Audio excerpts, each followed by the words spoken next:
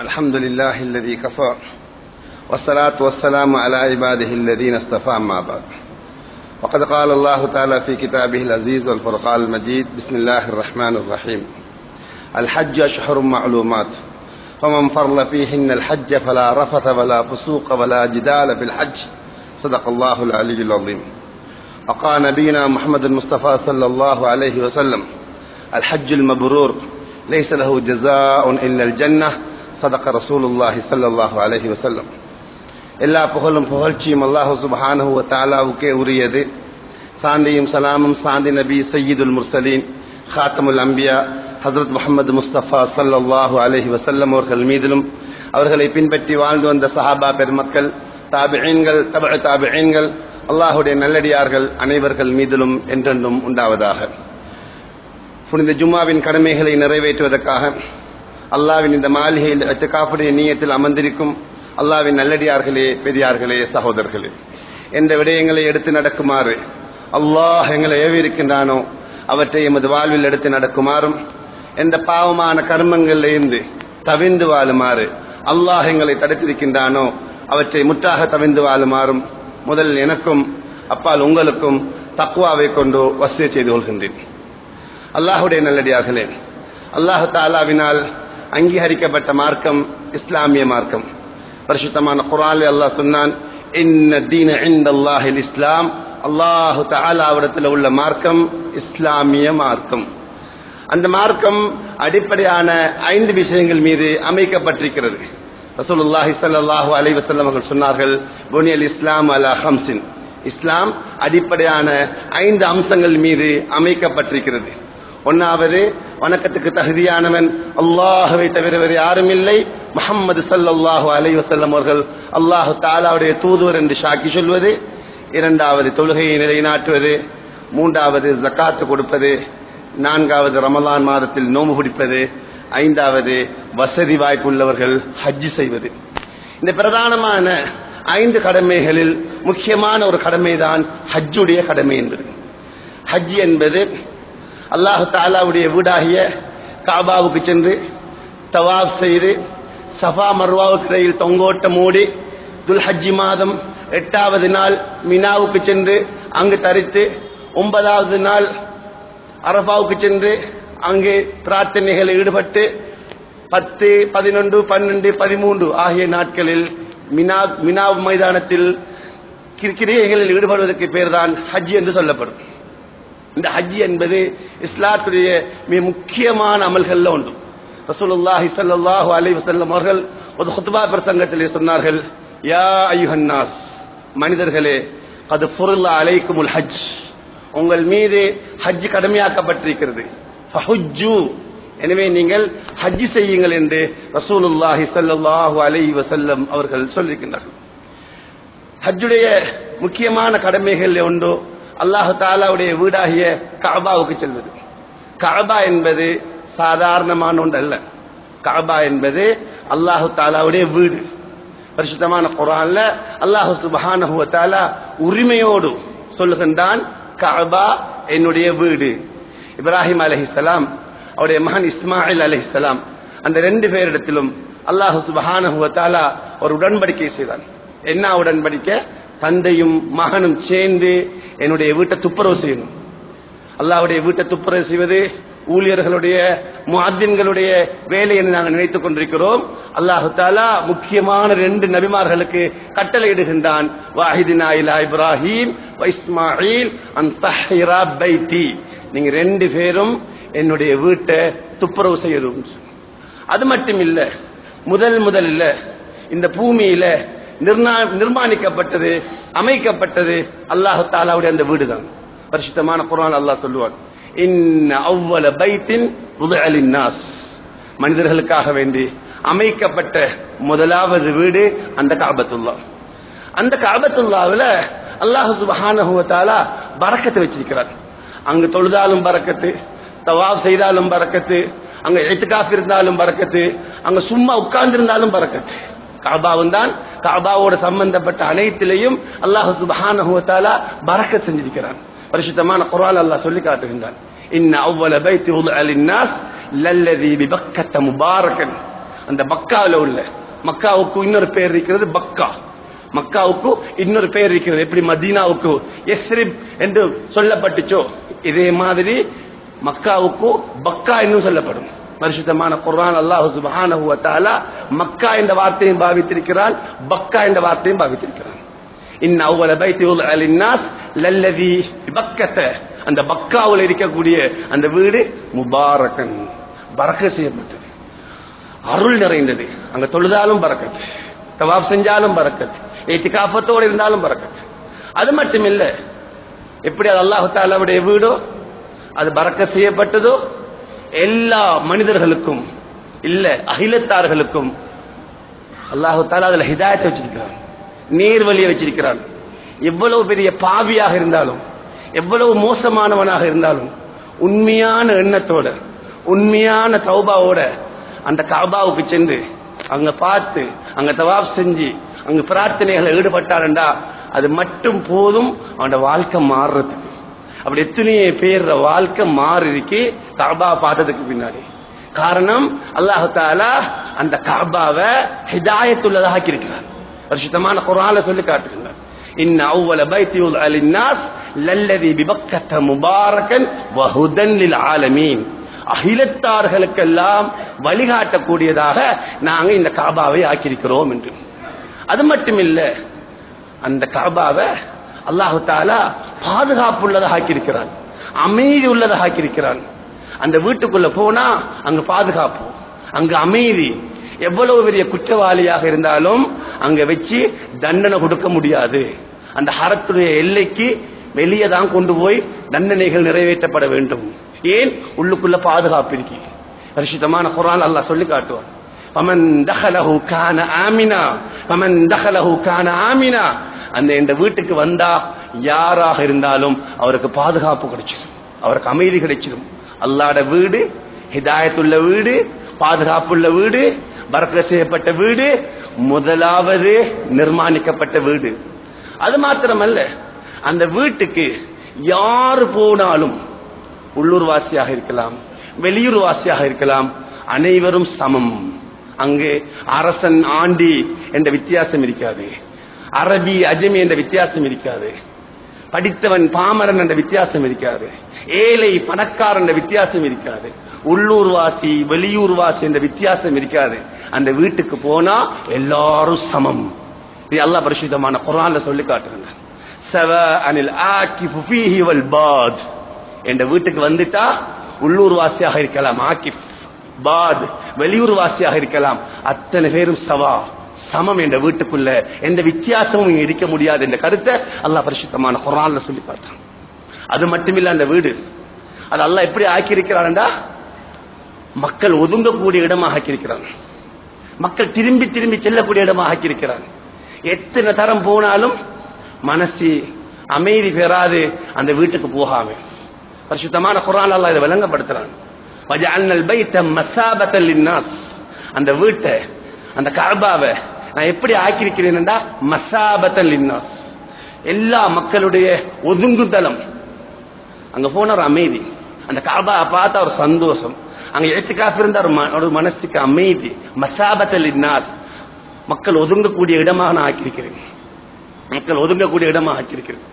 அது மட்டும் இல்லை, பரிசுத்தமான குர்ஆன் அல்லாஹ் விளங்கப்படுத்துறான், யாராவது அந்த வீட்டுக்கு அநியாயம் செய்ய விரும்பினா, அந்த வீட்டில் குழப்பத்தை உண்டு பண்ண விரும்பினா, அல்லாஹு தஆலா தக்க தண்டனையை உலகத்திலையும் கொடுப்பான், ஆகிரத்திலையும் கொடுப்பான். பரிசுத்தமான குர்ஆன் அல்லாஹு தஆலா எச்சரிக்கிறான், யாராவது இந்த வீட்டில் அநியாயம் செய்ய விரும்பினா நாங்க என்ன செய்வோம், பிஇல்ஹாதின் பிظுல்மின் வமன் யுரிது ஃபீஹி பிஇல்ஹாதின் பிظுல்மின். யாராவது என்னுடைய வீட்டில் குழப்பத்தை உண்டு பண்ண விரும்பினா, ஃபஸாத உண்டு பண்ண விரும்பினா, நுஸிக்ஹு மின் அஸாபின் அலீம், கடினமான தண்டனையை நான் ருசிக்க செய்வேன் என்று அல்லாஹு தஆலா எச்சரிச்சிருக்கிறார். அந்த கஅபாவை பிடிப்பதற்காக வேண்டி அப்ரஹா என்று சொல்லக்கூடியவன் யமன் பகுதியிலிருந்து யானை படைகளோடு வருகின்றான், பெரிய வட்டாளத்தோடு வருகின்றான். என்ன நடந்துச்சு எங்களுக்கெல்லாம் பாடமான சூரா அலந்தர கைஃப சூரா. அல்லாஹு தஆலா அந்த அப்ரஹாவையும் அப்ரஹாவுடைய அனைத்து படைகளையும் பறவைகளை கொண்டு அழித்தான். கூட்டம் கூட்டமாக பறவைகள் அனுப்பினான். ஒவ்வொரு பறவையும் 3 கற்களை சுமந்து கொண்டு வந்தன. சொண்டுல ஒரு கல்லு, அதனுடைய 2 கால்கள்ல 2 கற்கள். எப்படி குண்டுகள் தாக்கத்தை ஏற்படுத்துமோ அதை விட பெரிய சேதத்தை இந்த கற்கள் ஏற்படுத்தின. பரிசுத்தமான குர்ஆன் அல்லாஹ் தஆலா விளங்கப்படுத்துறான். அலம் தர கைஃப ஃபஅல ரப்புக பி அஸ்ஹாபில் ஃபீல் அலம் யஜ்அல் கைதஹும் ஃபீ தضلீல் வ அர்ஸல அலைஹிம் தைரன் அபாபீல் தர்மீஹிம் பிஹிஜாரத்தின் மின் சிஜ்ஜீல் வஜஅலஹும் கஅஸ்ஃபின் மஅகூல். அந்த யானை படைக்கு என்ன நடந்துச்சு உங்களுக்கு தெரியுமா? அல்லாஹ் தஆலா என்ன செஞ்சான்? அலம் தர கைஃப ஃபஅல ரப்புக பி அஸ்ஹாபில் ஃபீல் அலம் யஜ்அல் கைதஹும் ஃபீ தضلீல். அவருடைய சூழ்ச்சியை அல்லாஹ் முறியடிச்சான். அந்த இலக்கை தவற வைத்தான். அவட இலக்கு இருந்துச்சு, அவட குறிக்கோள் இருந்துச்சு, காபா பிடிக்கணும், பிடிச்சு காபா கொண்டோல்ல கொண்டு வந்து அதை அழிச்சு நாசமாக்கணும் என்று யார் அழிக்க வந்தாங்களோ அவர்கள் அல்லாஹ் அழித்தான். எப்படி ஆக்கி? அல்லாஹ் தஆலா ஃபஅர்ஸல அலைஹிம் தைரன் அபாபீல், பறவைகள் அனுப்பினான். அபாபீல் என்ற கூட்டம் கூட்டமாக பறவைகள் அல்லாஹ் தஆலா அனுப்பினான். தர்மீஹிம் பிஹிஜாரத்தின் மின் சிஜ்ஜீல், கற்களை கொண்டு ஃபஜஅலஹும் கஅஸ்ஃபின் மஅகூல், சாப்பிடப்பட்ட வைக்கோலை போல அந்த கூட்டத்தினர் அல்லாஹ் ஆக்கி விட்டான் என்று பரிசுத்தமான குர்ஆன் அல்லாஹ் தஆலா விளங்கப்படுத்துறான். எனவே அல்லாஹ்ட வீட்டில யாராவது கை வச்சா, அல்லாஹ்ட அந்த வீட்டில யாராவது குழப்பம் என்ன விரும்பினா தக்க தண்டனையை அல்லாஹ் தஆலா கொடுத்துருவான். இது பகிரங்கமாக பரிசுத்தமான குர்ஆன் அல்லாஹ் தஆலா சொன்னது. இப்ராஹிம் அலைஹிஸ்ஸலாத்து வஸ்ஸலாம் அவங்க தன்னுடைய மனைவி ஹாஜர் அலைஹிஸ்ஸலாம் அவர்களையும் தன்னுடைய மகன் பச்சிலம் பாலகனாக இருந்த இஸ்மாயில் அலைஹிஸ்ஸலாத்து வஸ்ஸலாம் அவர்களையும் அந்த இடத்துல அல்லாஹ் தஆலாவுடைய கட்டளையின் பிரகாரம் விட்டு போட்டு வராங்க. அந்த நேரத்தில் அவங்க ஒரு துஆ செஞ்சாங்க. இது அல்லாஹ் பரிசுத்தமான குர்ஆன்ல சொல்லி காட்டுறான். ரப்பனா இன்னி அஸ்கந்து மின் ذُرِّيَّتِي بِوَادٍ غَيْرِ ذِي زَرْعٍ رَبَّنَا لِيُقِيمُوا الصَّلَاةَ. யா அல்லாஹ், விவசாயம் கூட இல்லாத இந்த பள்ளத்தாக்குல என்னுடைய மனைவியையும் என்னுடைய மகனையும் உனக்காக வேண்டி விட்டு விட்டு வருகின்றேன். நான் விட்டு விட்டு வரக்கூடிய நோக்கம் ஒரே ஒரு நோக்கம், அவங்களால நலவு உண்டாகணும், துன்யா சம்பாதிக்கணும் அல்ல. லியுகீமுஸ் ஸலா, அவங்களும் தொழணும், அடுத்தவர்களையும் அவங்க தொழ வைக்கணும், தொழுகையை நிலைநாட்டணும். அதுக்கு பிறகு அல்லாஹ் அடுத்த துஆ செஞ்சாங்க. ஃபஜஅல் அஃபீதத்தன் மினன் நாஸ், யா அல்லாஹ், இந்த மனிதர்கள்ல நீ யாரை தெரிவு செய்கிறாயோ அவர்களை அதன் பக்கம் திருப்பி விடுவாயாக, அவனோட உள்ளங்களை அதன் பக்கம் இணைத்து விடுவாயாக என்று. இந்த இடத்துல உலமாக்கள் தஃசீர்கள் விளங்கப்படுத்துறாங்க. இப்ராஹிம் அலைஹிஸ்ஸலாம் அவங்க எல்லா மனிதர்களுடைய உள்ளங்களையும் அதன் பக்கம் திருப்பி விடுவாயாக என்று பிரார்த்திக்கல, மாறாக சொன்னாங்க ஃபஜஅல் அஃபீதத்தன் மினன் நாஸ், எல்லா மனிதர்கள்ல நீ யாரை விரும்புறாயோ குறிப்பிட்ட கூட்டத்தினுடைய உள்ளங்களை அதன் பக்கம் சாய்த்து விடுவாயாக என்று. அப்படி எல்லா மனிதர்களையும் அதன் பக்கம் திருப்பி விடுவாயாக என்று துஆ கேட்டிருந்தா அந்த காபா பார்க்கவும் முடியாது, அதுக்கு நெருங்கவும் முடியாது, அவ்வளவு கூட்டமாக நெரிசலாக இருந்திருக்கும். எனவே காபா என்பது அல்லாஹ் தஆலாவுடைய வீடு. பரிசுத்தமான குர்ஆன் எடுத்து பார்த்தா எப்படி அகிலத்தார்களுக்கெல்லாம் அல்லாஹ் தஆலா ரச்சஹன் என்று உரிமையோடு சொல்லுவானோ, அல்ஹம்துலில்லாஹி ரப்பில் ஆலமீன் என்று குறிப்பாக சொல்லுவான். இந்த காபாவுக்கு நான் தான் ரப்பு. அகிலத்தார்களுக்கு அல்லாஹ் ரப்பு என்று சொல்லக்கூடிய நேரத்தில் காபாவும் வந்துடும் என்றாலும் அந்த காபாவுடைய கண்ணியத்தை விளங்கப்படுத்துவதற்காக வேண்டி அல்லாஹ் தஆலா சொல்லுவான், ஃபல்யஅபுது ரப்ப ஹாதல் பைத், இந்த பைத்துக்கு இந்த வீட்டுக்கு நான் தான் ரப்பு, எனவே என்னத்தான் அவங்க வணங்கட்டும் என்று. காபாவை மட்டும் அல்லாஹ் தஆலா ரப் என்று சொல்லல, காபாவுக்கு மட்டும் ரப் என்று அவன் சொல்லல, இரட்சகன் என்று சொல்லல. அந்த காபா இருக்கக்கூடிய மக்கமா நகரத்தை பற்றியும் குறிப்பாக சொல்றான். எப்படி நான் இந்த காபாவுக்கு ரப்பாக இரட்சகனாக இருக்கிறேனோ அதே போன்று இந்த மக்கா முக்கர்ரமாவுக்கு நான் ரப்பாக இருக்கிறேன். பரிசுத்தமான குர்ஆன் அல்லாஹ் இதை விளங்கப்படுத்துறான். இன்னமா உமிர்து அன் அஅபுத ரப்ப ஹாதிஹில் பல்தா, இந்த மக்கமா நகரத்துக்கு ரப்பு நான் தான், என்னத்தான் வணங்கணும். இதனால் தான் அல்லாஹ் தஆலா பரிசுத்தமான குர்ஆன்ல அந்த காபத்துல்லாஹ் இருக்கக்கூடிய அந்த மக்கமா நகரத்துல சத்தியம் பண்ணுகின்றான். வத்தீனி வஸ்ஸைத்தூன் வதூர் சீனீன் வஹாதல் பலதில் அமீன், அபயமளிக்க கூடிய இந்த மக்கமா நகரத்தின் மீது சத்தியம் என்று. அது மட்டும் இல்ல, பரிசுத்தமான குர்ஆன்ல இன்னொரு வசனத்துல ரசூலுல்லாஹி ஸல்லல்லாஹு அலைஹி வஸல்லம் அவர்களையும் மக்கமா நகரையும் இணைத்து அல்லாஹ் சத்தியம் பண்ணுகின்றான். லா உக்ஸிமு பிஹாதல் பலதி வ அன்த ஹில்லும் பிஹாதல் பலதி, நபியே நாயகமே, நீங்க இந்த மக்கா நகரத்தில் இருக்கக்கூடிய நிலையில இந்த மக்கா நகரத்தில் நான் சத்தியம் பண்ணுகின்றேன் என்று அல்லாஹ் தஆலா சத்தியம் பண்ணுகின்றான். அந்த கஅபாவுல அல்லாஹ்வுடைய அந்த வீட்டுல எத்தனையோ அத்தாட்சிகள் அல்லாஹ் வச்சிருக்கிறான். எப்படி கஅபத்துல்லாஹ் அல்லாஹ் தஆலாவுடைய அத்தாட்சியோ, அல்லாஹ் தஆலாவினால் ஏற்படுத்தப்பட்ட அடையாள சின்னமோ, அதிலேயும் பல அடையாளங்கள் அல்லாஹ் தஆலா வச்சிருக்கிறான். பரிசுத்தமான குர்ஆன் அல்லாஹ் தஆலா விளங்கப்படுத்துகிறான். ஃபீ ஆயாத்துன் பையினாத்துன், இந்த வீட்டுல ஒளிவு மறைவில்லாத தெட்ட தெளிவான எத்தனையோ அத்தாட்சிகள் அடையாளங்கள் நான் வச்சிருக்கிறேன். பார்க்கக்கூடியவங்களுக்கு, சிந்திக்கக்கூடியவங்களுக்கு, அவங்களோட வாழ்க்கையை திருத்துறதுக்காக வேண்டி, அல்லாஹ்வின் பக்கம் இணைவதற்காக வேண்டி எத்தனையோ அத்தாட்சிகள் அல்லாஹ் வச்சிருக்கிறான். அதுல ஒன்றுதான் மகாம இப்ராஹிம். பரிசுத்தமான குர்ஆன் அல்லாஹ் சொல்லி காட்டுகிறான். إن أول بيت وضع للناس للذي ببكة مباركا وهدى للعالمين فيه آيات بينات مقام إبراهيم. இப்ராஹிம் அலைஹிஸ்ஸலாம் அவங்க நின்ற இடம், அவங்க கஅபத்துல்லாஹ்வை கட்டும்படி அல்லாஹ் தஆலா உத்தரவிடுகின்றார். ஒரு கல்லுல நின்றுதான் கட்டுறாங்க. காபாவுடைய கட்டிடம் உயர உயர உயர சுப்ஹானல்லாஹ், அல்லாஹ்வுடைய ஏற்பாடு, அந்த கல்லும் அப்படியே உயர்ந்து கொண்டு போகுது. பரிசுத்தமான குர்ஆன் அல்லாஹ் சொல்லி காட்டுகிறான். வைதி யர்ஃபஉ இப்ராஹீமுல் கவாயித மினல் பைத். இப்ராஹிம் அலைஹிஸ்ஸலாம் அந்த கஅபாவுடைய அஸ்திவாரத்தை உசத்தின நேரத்தில், அந்த கஅபாவுடைய அஸ்திவாரத்துல உயர்த்தி கட்டின நேரத்தில், அவங்க கட்டினது அந்த கல்லுல நின்று கொண்டு, அந்த கல்லுல நின்று கொண்டு. அல்லாஹ் தஆலாவுடைய ஏற்பாடு, அந்த கல்லும் உயர்ந்துச்சு, கஅபா உயர உயர. அது மட்டுமில்ல, இப்ராஹிம் அலைஹிஸ்ஸலாம் அவருடைய புனிதமான பாதம், அந்த அடையாளம் அந்த கல்லுல பதிஞ்சிட்டு. இன்று கூட பார்க்க முடியும் அந்த மகாமே இப்ராஹிம், அந்த கல்லுல அப்படி அந்த அடையாளம் இருக்கும். அல்லாஹ் தஆலா பரிசுத்தமான குர்ஆன்ல சொல்றான், வத்தஹது மின் மகாம் இப்ராஹிம் முஸல்லா.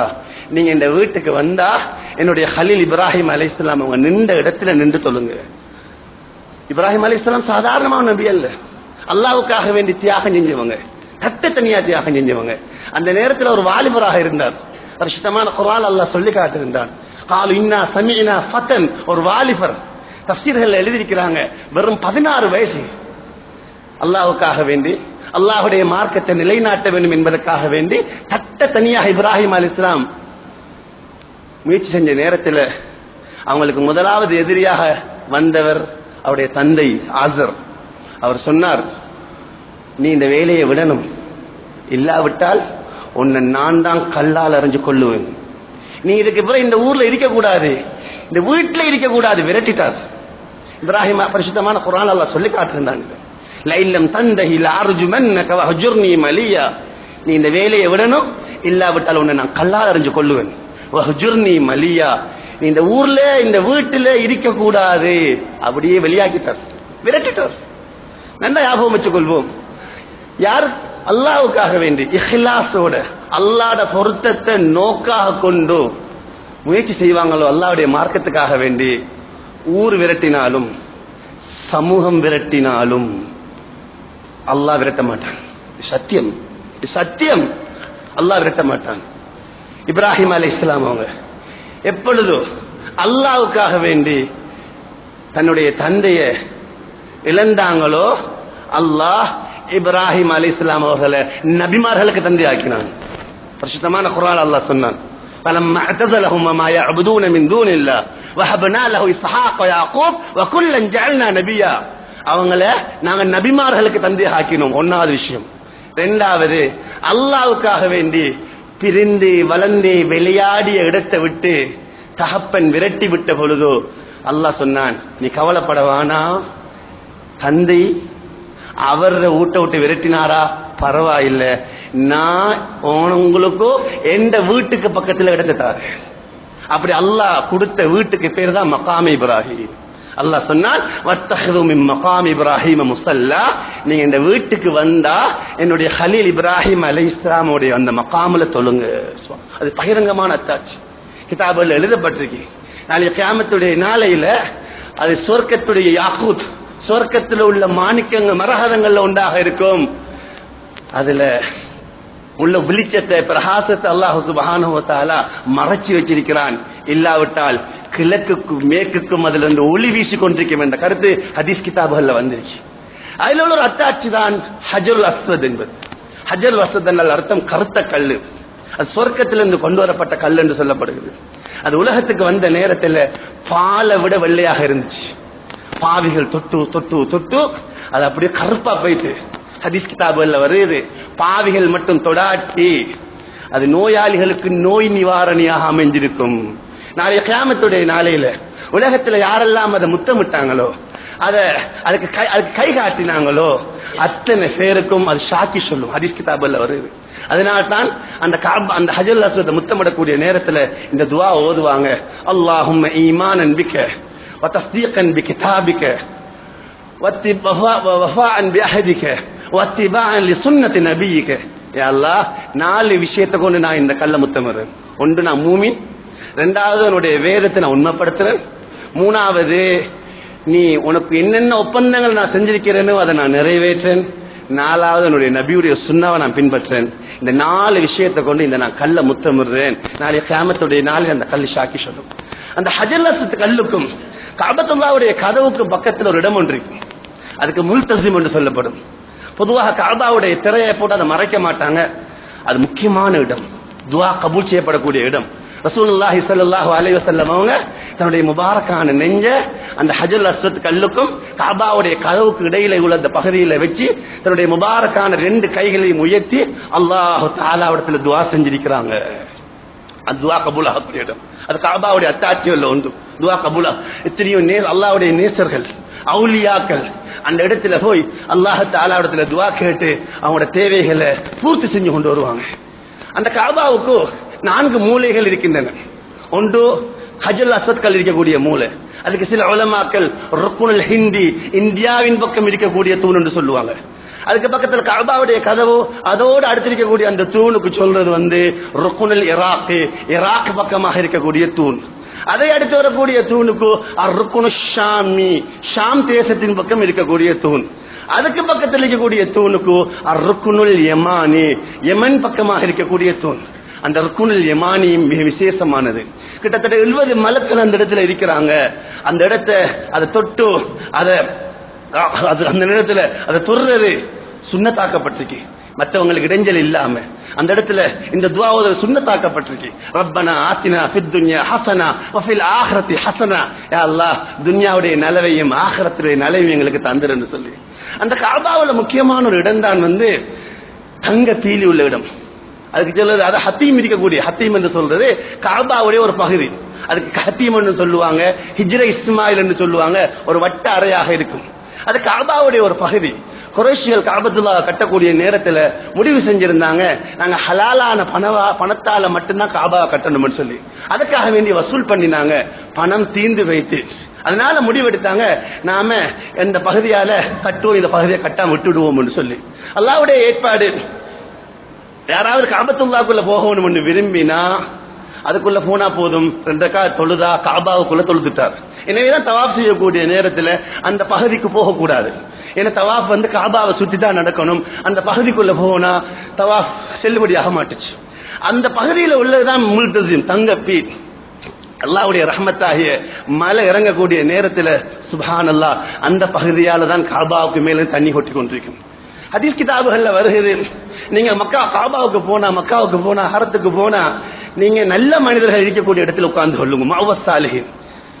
மஅவஸ் சாலிஹின் கஅபத்துல்லாஹ்வுல மக்காவுல ஹரத்துல எந்த இடத்துல இருந்தால் நிச்சயமாக நன்மை கிடைக்கும். என்றாலும் உலகத்துல பெரிய நாதாக்கள் இருக்கிறாங்க, அபுதால்கள் இருக்கிறாங்க, நுஜ்பாக்கள் இருக்கிறாங்க, குத்துபுமார்கள் இருக்கிறாங்க, அவுலியாக்கள் இருக்கிறாங்க. அல்லாஹ்வுடைய நேசர்கள் உலகத்துல எங்கட பார்வையில அவங்க பரதேசி கோலத்தில் இருக்கலாம்,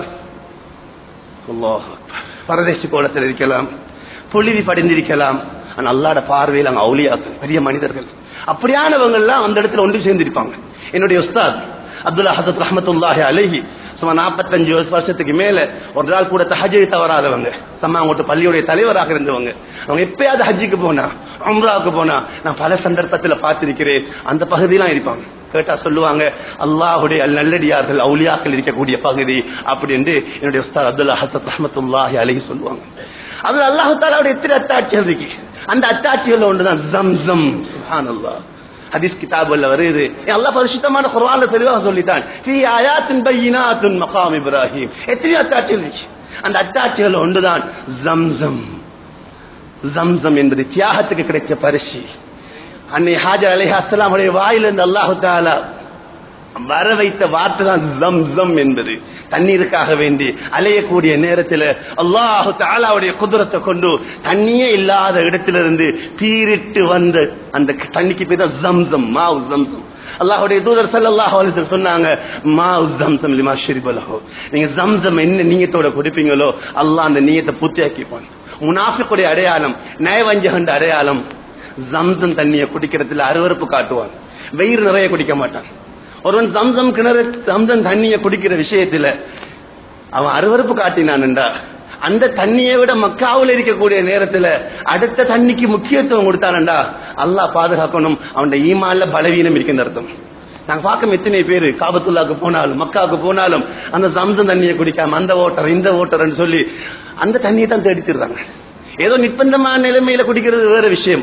அப்படி இல்லாம இந்த தண்ணியை குடிக்க கூடாது என்பதற்காக வேண்டி வேற தண்ணியை தேடினாங்கள் என்றால் அல்லாஹ் பாதுகாக்கணும். அவருடைய நிஃபாக் இருக்கின்ற அர்த்தம், நயவஞ்சகம் இருக்கின்ற அர்த்தம். நயவஞ்சகர்கள் வயிறு நிறைய ஜம்சம் தண்ணியை குடிக்க மாட்டாங்க. அல்லாஹு தஆலாவுடைய அத்தாட்சியில் உள்ள ஒன்றுதான் சஃபா மர்வா. அந்த சஃபா மர்வா தான் அன்னை ஹாஜர் அலைஹிஸ்ஸலாம் அவங்க தொங்கோட்ட மாடல்ல மகனுக்கு தண்ணி தேடி ஓடின ஓட்டம். அல்லாஹ்வுக்காக வேண்டி நடந்தாலும் அந்த நட அல்லாஹ்வுக்கு விருப்பத்துக்குரியதாகிடும், அல்லாஹ்வுக்காக வேண்டி பேசினாலும் அந்த பேச்சு விருப்பத்துக்குரியதாகிடும், அல்லாஹ்வுக்காக வேண்டி ஓடினாலும் அந்த ஓட்டம் அல்லாஹ்வுக்கு விருப்பத்துக்குரியதாகிடும். அன்னை ஹாஜர் அல்லாஹ்வுக்காக வேண்டி ஓடுறா. ஏன் அல்லாஹ்வுக்காக வேண்டி தான் அந்த இடத்துல அவ தட்ட தனியா வந்திருக்கிறான். அந்த சஃபா மர்வா அல்லாஹ் தஆலா பரிசுத்தமான குர்ஆன்ல சொல்லுவான், இன்ன ஸஃபா வல் மர்வத மின் ஷஆயிரில்லாஹ். ஸஃபா மர்வா என்பது அல்லாஹ் தஆலா ஏற்படுத்தின அடையாள சின்னங்கள்ல உள்ளது. அடையாள சின்னங்கள் அல்லாஹ் தஆலா ஏற்படுத்தின அடையாள சின்னங்களை எல்லாரும் கண்ணியப்படுத்த மாட்டாங்க. குர்ஆன் அல்லாஹ்வுடைய அடையாள சின்னம், கஅபா அல்லாஹ்வுடைய அடையாள சின்னம், ஸஃபா மர்வா அல்லாஹ்வுடைய அடையாள சின்னம். யார்கிட்ட தக்வா இல்லையோ, அல்லாஹ்வுடைய பயம் இல்லையோ, அல்லாஹ்வுடைய அடையாள சின்னங்களை கண்ணியப்படுத்த மாட்டாங்க. அல்லாஹ் பரிசுத்தமான குர்ஆன்ல சொல்றான், وَمَن يُعَظِّمْ شَعَائِرَ اللَّهِ فَإِنَّهَا مِن تَقْوَى الْقُلُوبِ. யார் அல்லாஹ் தஆலாவுடைய அடையாள சின்னங்களை கண்ணியப்படுத்துவாரோ அவருக்கு அல்லாஹ்வுடைய பயம் இருக்கு, தக்வா இருக்குன்னு அர்த்தம். அல்லாஹ் பரிசுத்தமான குர்ஆன்ல சொல்லுவான், இன்ன ஸஃபா வல் மர்வத மின் ஷஆயிரில்லாஹ். அந்த ஸஃபா மர்வா என்பது அல்லாஹ் தஆலாவுடைய அடையாள சின்னம். சொல்லிட்டு அல்லாஹ் சொன்னான், ஃபமன் ஹஜ்ஜல் பைத வஅதமர ஃபலா ஜுனாஹ அலைஹி யத்தவ பிமா.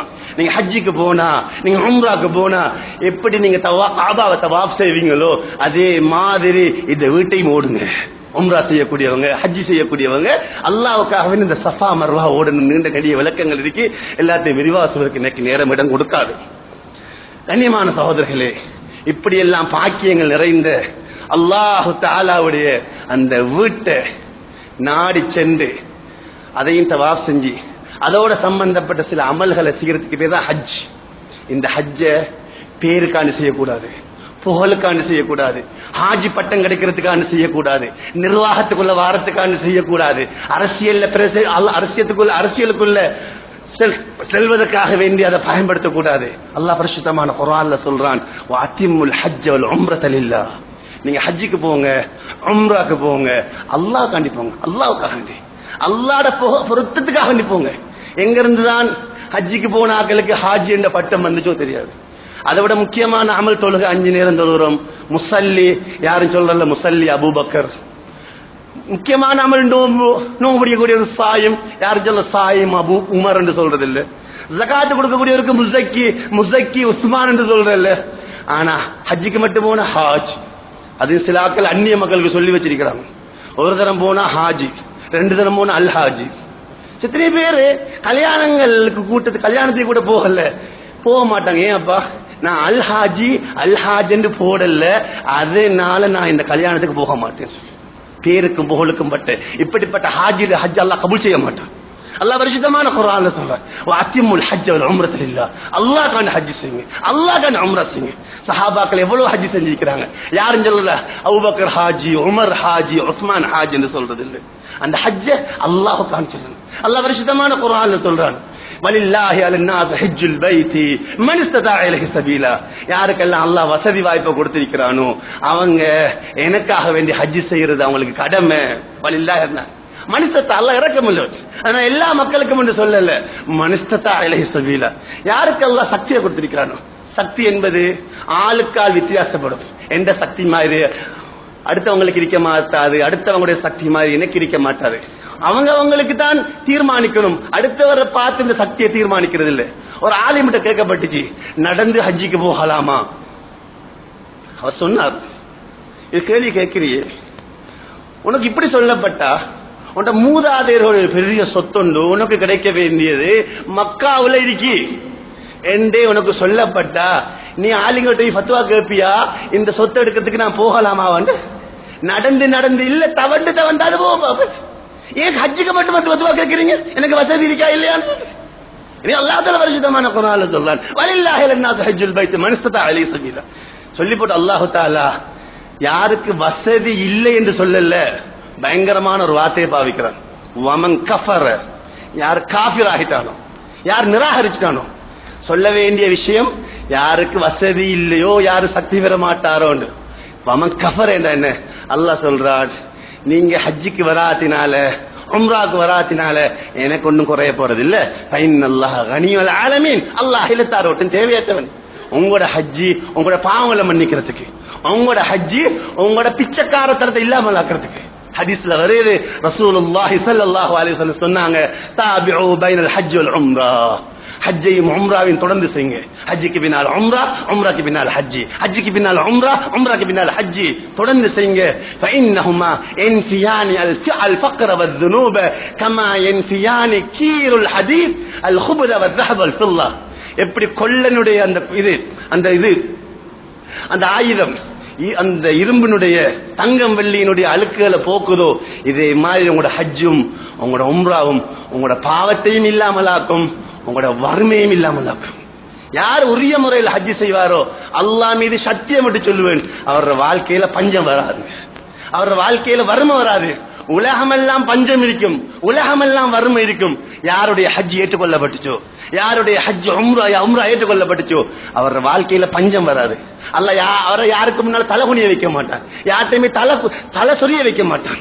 அல்லாஹ் தஆலா ஹஜ்ஜை கடமையாக்கினது எங்கட பிரயோஜனத்துக்காக வேண்டி. பரிசுத்தமான குர்ஆன் அல்லாஹ் சொல்லி காட்டுகின்றான், வஅத்தின் ஃபின்னாஸி பில் ஹஜ்ஜி யஅதூக ரிஜாலன் வஅலா குல்லி லாமிரின் யஅதூன மின் குல்லி ஃபஜ்ஜின் அமீக். இப்ராஹிம் அலைஹிஸ்ஸலாத்தை பார்த்து அல்லாஹ் சொன்னது, நீங்க ஹஜ்ஜுக்கு வரும்படி மக்களுக்கு அழைப்பு கொடுங்க. அவங்க கலைச்சு போன ஒட்டகங்கள்ல வருவாங்க, தூர இடங்கள்ல இருந்து வருவாங்க. எதற்காக வேண்டி?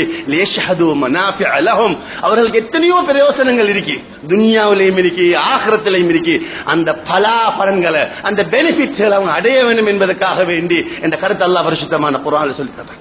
நன்மை நிறைந்த ஹஜ்ஜி அல்லாஹ்வுடைய நபி ஸல்லல்லாஹு அலைஹி வஸல்லம் சொன்னாங்க, சொர்க்கத்தை தான் அல்லாஹ் கூலியா கொடுப்பார். ஹஜ்ஜுல் மப்ரூர், நன்மை நிறைந்த ஹஜ். நன்மை நிறைஞ்ச ஹஜ்ஜண்டா ஹஜ்ஜுக்கு போய் பஞ்சம் பார்க்கறதில்ல, கஞ்சத்தனம் கட்டுறதில்ல, நல்லா செலவழிக்கணும். அங்குள்ள ஏழைகள் எளியவங்க எங்களோட கூட வாடவங்களுக்கு சாப்பாடு கொடுக்கணும். நன்மை நிறைஞ்ச ஹஜ்ஜி இத்ஆம், சாப்பாடு கொடுக்கிறது. ஏஜென்சிக்காரவங்க சாப்பாடு தருவாங்க மட்டும் எதிர்பார்க்க கூடாது, அவங்க செஞ்சோமா அவங்க சொன்ன மாதிரி செய்யணும். ஆனா நாங்க பணத்தை எடுத்துட்டு போய் அங்குள்ள ஏழைகள், அங்குள்ள எளியவங்க, ஹஜ்ஜிக்கு வந்தவங்க, அங்க வழிபோக்கர்கள், அவங்களுக்கு சாப்பாடு கொடுக்கணும். தாம் நன்மை நிறைந்த ஹஜ்ஜி. ரெண்டாவது அதிகமா சலாம் சொல்லணும் ஹஜ்ஜிக்கு போனா, நன்மை நிறைந்த ஹஜ்ஜி. மூணாவது தல்பியா சத்தம் போட்டு சொல்லணும், லப்பைக் அல்லாஹும்ம லப்பைக் என்றெல்லாம் நிறைய உலமாக்கள் எழுதியிருக்கிறாங்க. எனவே இந்த ஹஜ்ஜை அல்லாஹுக்காக வேண்டி செய்யணும், அல்லாஹுக்காக வேண்டி செய்யணும், பேருக்கும் புகழுக்கும் செய்யக்கூடாது. ஹதீஸ் கிதாபுல வருது, யாருக்கு அல்லாஹ் தஆலா வசதி வாய்ப்பு கொடுத்து அவங்க ஹஜ்ஜி செய்யலையோ அல்லாஹ் பாதுகாக்கணும். அவர் மௌத்தாகக்கூடிய நேரத்தில் இஸ்லாம் இல்லாத நிலையில் தான் மௌத்தாகுவார் என்ற கருத்தை எல்லாம் ரசூலுல்லாஹி ஸல்லல்லாஹு அலைஹி வஸல்லம் சொல்லியிருக்கிறார். இதெல்லாம் விரிவாக சொல்வதற்கு நிச்சயமாக நேரம் இடம் கொடுக்காது. எனவே கண்ணியமான சகோதரர்களே, யாருக்கு அல்லாஹ் தஆலா பொதுவாக உலமாக்களுடைய கருத்து, எல்லா காலத்திலையும் 10 பவுண்ட் தங்கம் வாங்கக்கூடிய அளவுக்கு தான் ஹஜ்ஜுடைய விலை இருக்கு. 10 பவுண்ட் தங்கம் வாங்கக்கூடிய அளவுக்கு, 10 பவுண்ட் தங்கம் வாங்கக்கூடிய அளவுக்கு பணம் இருந்தால் பொதுவாக எல்லா காலங்களையும் ஹஜ்ஜுக்கு போகக்கூடிய அமைப்பு இருக்கும் என்ற கருத்தை அனுபவம் உள்ள ஆளுங்கள் சொல்றாங்க.